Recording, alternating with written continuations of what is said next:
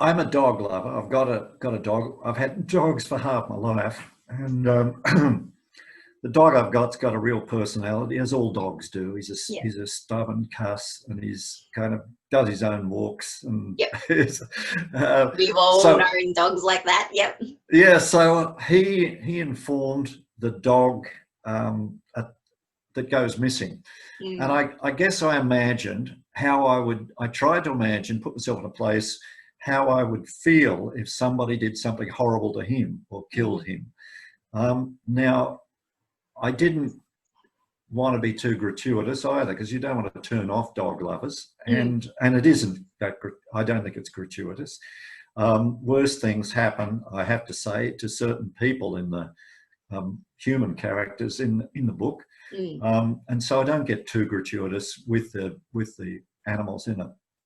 There's two, in fact, um, but but he's a particularly nasty character. Now, anybody who reads crime fiction is used to seeing a large body count Mm-hmm. of people, and you can, no matter how you can be very inventive about killing people, but it is hard to really, I think, make people really feel for human characters, or feel them startlingly different ways, unless you really care for them. I have Mm. tried to make us care for the people as well. Mm. So I think they were the ways in which I tried to build fear. I Yeah. imagined putting myself back into that situation where we are living in this house in South Tamworth back in the day, and tried to imagine this character based on my mother, and the two kids based on myself and my four brothers, kind of combined into two little boys,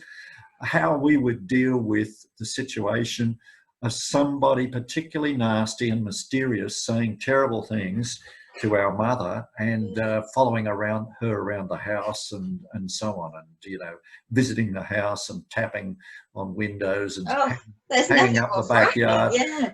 and all that sort of stuff, which the guy actually did, apparently, when my mother told me this story many years later as a young filmmaker. And I heard it the first time. I had no idea this had happened. Mm. But so I had to put that kind of sense of fear and Mm. dread back into Mm. the story. Mm. And for a long time, it's a kind of slow build, I think, other than the deaths of these various animals that keep Mm. cropping up around the town, Yeah. until finally we get the sense that somebody has been killed, and Mm-hmm. we get the sense of it, but there's no actual revelation until later on in the book. And Yeah. then suddenly all hell breaks loose, as it were. And I will say no more here. Mm.